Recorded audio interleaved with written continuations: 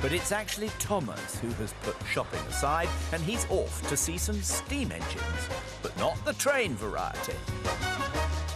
Just 17 miles south of Bolsover, he's going to Papplewick pumping station.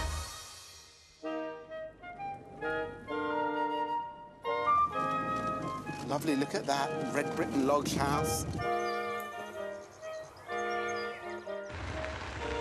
It's Britain's finest Victorian waterworks and provided fresh supplies for the city of Nottingham for over 80 years.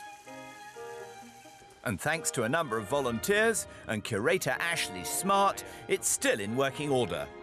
No problems in the waterwork department. And what you have to see before you is two James Watt & Co. beam engines. Wow. These magnificent machines are a shining example of Victorian engineering at its height. They were only restored back to their former glory in 2005, and wasn't it worth it? We can have a quick tour? Yeah, we'll have a quick tour around and then we'll have them running for you as well. Really? Yeah. Or rather, Dave will.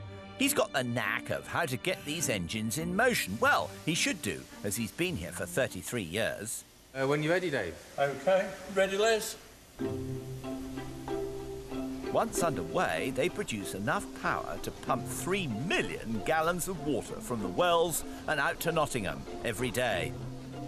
It's got a lovely smell and that heat. Yes, isn't it? Just such a peaceful sound.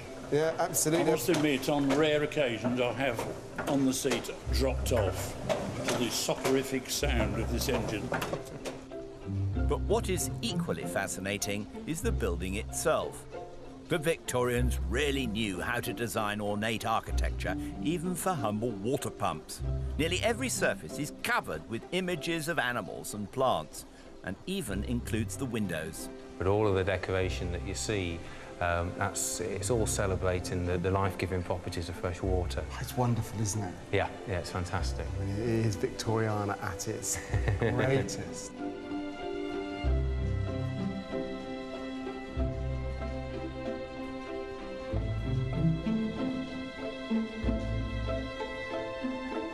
These beam engines are 25 feet long and weigh a hefty 13 tons each, but in fact, how they work is surprisingly simple. Case of the steam going into the cylinder, and the cylinder is expanding, with the steam's expanding inside the cylinder. It's simply pushing and then pushing down the piston. So as one end of the piston goes up, the beam is sinking down one end, and as the piston then comes back down, the other end of the beam goes up. To get the steam, what has to happen there? To get steam, well, you've got to make the steam from the coal, so we need to go to the boiler house, really, and then you can see how the steam is generated. And somebody's shoveling in that? Oh, yes. A bit like on a train? Very much so.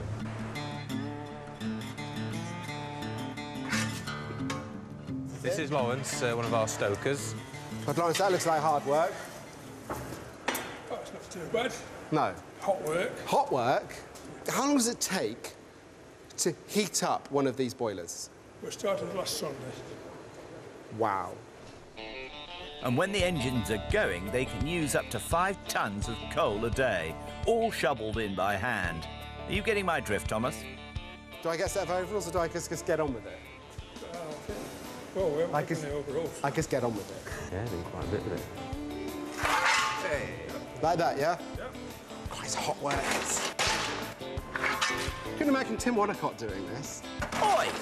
There's nothing the matter with my boiler, thank you. Like that, yeah? Yep, right. Yeah, not so white anymore. But thank you very much. I've had a great time.